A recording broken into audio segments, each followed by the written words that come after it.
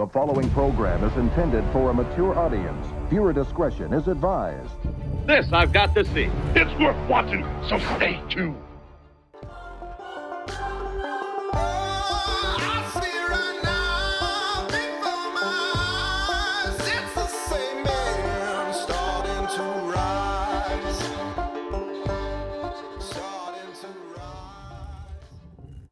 Hey, welcome. Wednesday, January 20th, 2021. Still in Savannah. We're going to be taking off here in a few days, going through North Carolina, hitting 4, 5, 5, 6, maybe 6. I'll have to look at the map again. 6 states on the way back toward Colorado.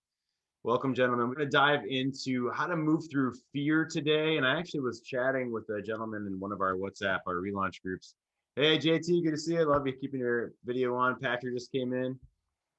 Yeah, one of the guys in our relaunch groups asked me a question, and I responded and said, basically, it felt like some black and white thinking, and how can we slice it up instead of black and white thinking? How can we eat the elephant, one slice at a time, or take a step back between black and white? Where's a step in there? And another gentleman asked me, well, what do you mean by eat the elephant?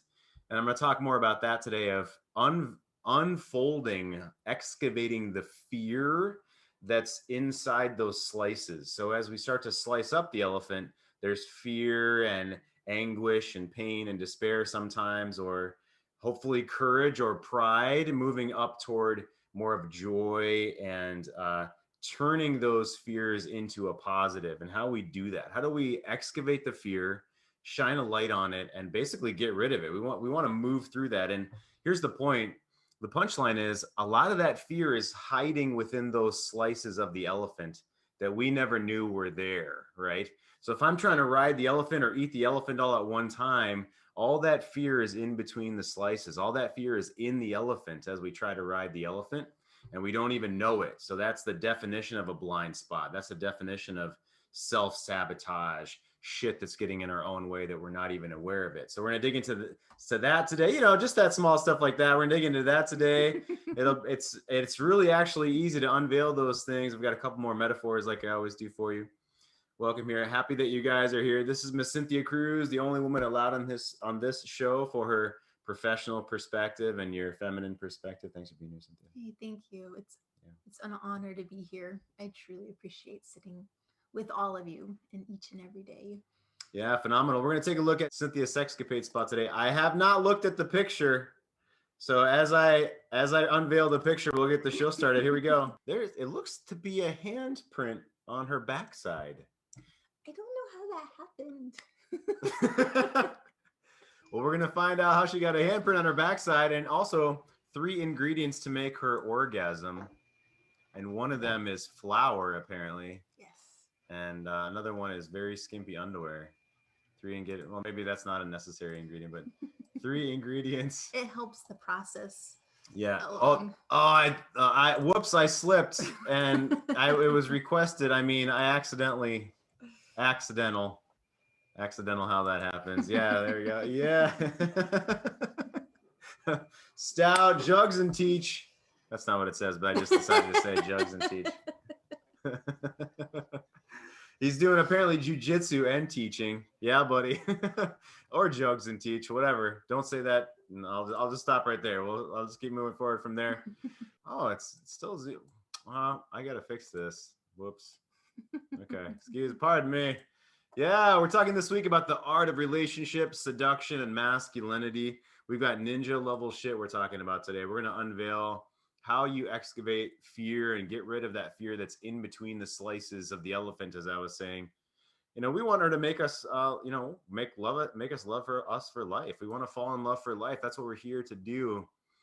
Quote from John Wineland about wanting passionate, intimacy and sex and sexuality in our life, and it's going to bloom us open into the world, and that's what we want.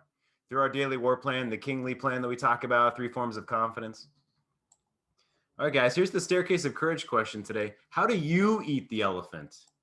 So if you're not driving and you're serious about this work, as I always say, how do you eat the elephant in your life? Do you have a particular way that you handle tough situations?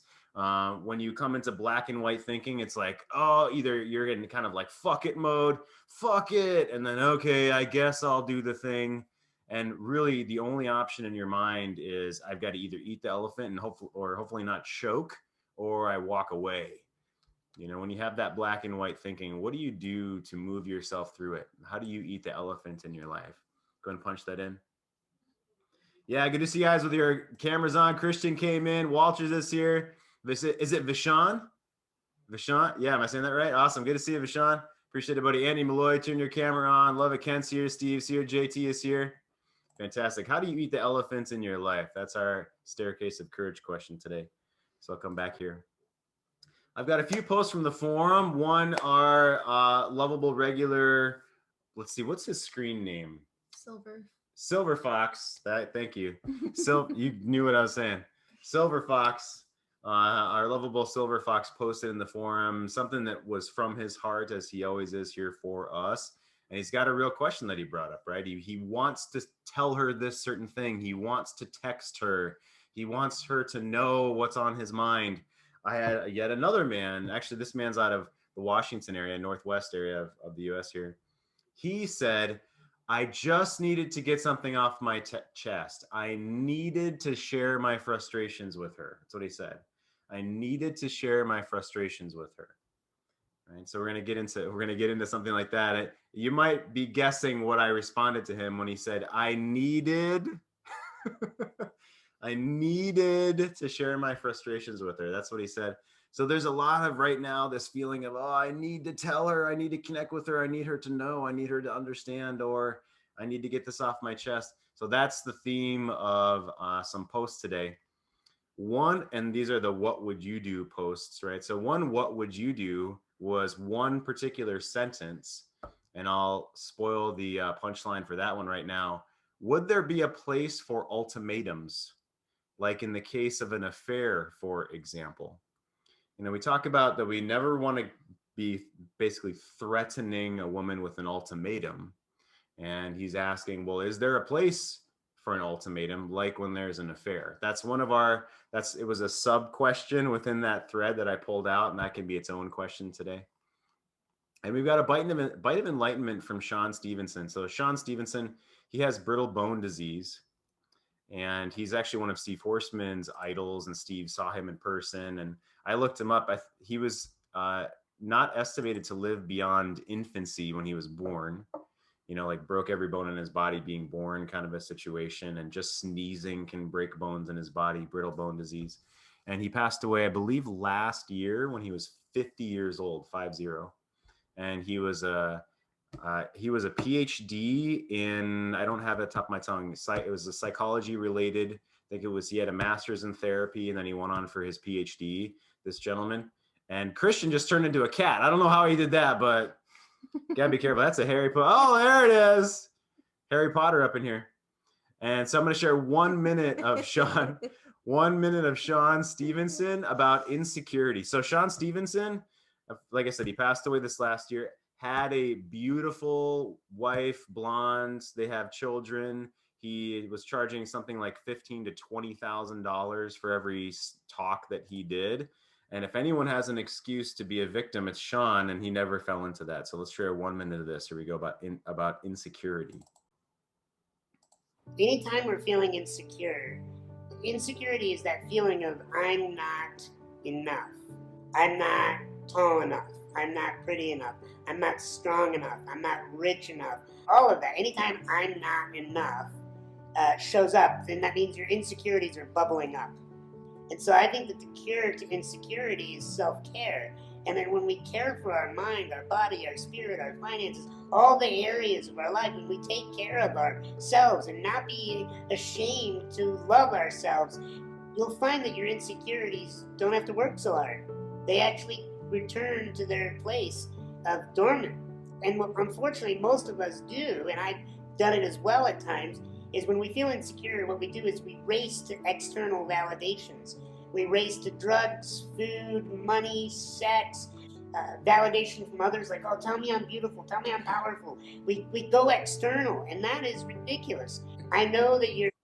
So I'll pause right there. So it's that I'm not enough. You want someone else to validate you and affirm you, and we tend to race to external validation, right? We get that next drink, we smoke that thing, we eat that whole pumpkin pie.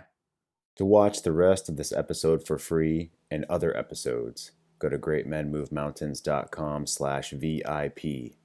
Punch in your info and watch the rest for free. Get more affection, love, and sex in your marriage. Get less paralyzing fear and rejection.